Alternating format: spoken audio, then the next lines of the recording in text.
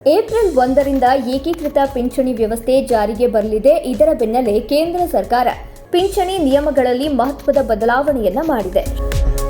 ಶೀಘ್ರದಲ್ಲಿ ಅಥವಾ ಮುಂದಿನ ದಿನಗಳಲ್ಲಿ ನಿವೃತ್ತರಾಗುವ ಕೇಂದ್ರ ಸರ್ಕಾರಿ ನೌಕರರು ಪಿಂಚಣಿಗಾಗಿ ಆನ್ಲೈನ್ ಮೂಲಕ ಮಾತ್ರ ಫಾರ್ಮ್ 6A ಸಲ್ಲಿಸೋದು ಕಡ್ಡಾಯ ಅಂತ ಆದೇಶವನ್ನು ಹೊರಡಿಸಿದೆ.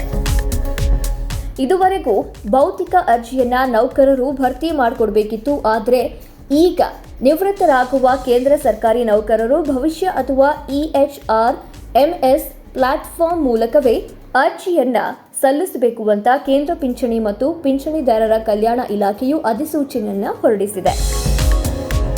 ನೌಕರರು ಆನ್ಲೈನ್ನಲ್ಲಿ ಸುಲಭವಾಗಿ ಅರ್ಜಿ ಸಲ್ಲಿಸಲು ವ್ಯವಸ್ಥೆ ಮಾಡಲಾಗಿದೆ. ಸರ್ಕಾರದ ಎಲ್ಲಾ ಪ್ರಕ್ರಿಯೆಗಳನ್ನು ಡಿಜಿಟಲೈಸ್ ಮಾಡುವ ದೃಷ್ಟಿಯಿಂದ ಕೇಂದ್ರ ಸರ್ಕಾರ ಇದೀಗ ಪಿಂಚಣಿ ಅರ್ಜಿಯನ್ನು ಕೂಡ ಆನ್ಲೈನ್ ಮೂಲಕ ಸಲ್ಲಿಸಲು ಸೂಚಿಸಿದೆ ಅಂತ ತಿಳಿದು ಬಂದಿದೆ. ನವೆಂಬರ್ 6ರಿಂದಲೇ ಆನ್ಲೈನ್ ಮೂಲಕ ಪಿಂಚಣಿ ಅರ್ಜಿ ಸಲ್ಲಿಕೆ ಪ್ರಕ್ರಿಯೆ ಆರಂಭವಾಗಿದೆ ಅಂತ ಇಲಾಖೆ ಮಾಹಿತಿಯನ್ನ ನೀಡಿದೆ. ಪ್ರಕ್ರಿಯೆಯ ಸಮರ್ಪಕ ಜಾರಿಗಾಗಿ ಅಧಿಕಾರಿಗಳಿಗೆ ತರಬೇತಿಯನ್ನು ನೀಡಲಾಗುತ್ತೆ ಅಂತ ತಿಳಿದು ಬಂದಿದೆ.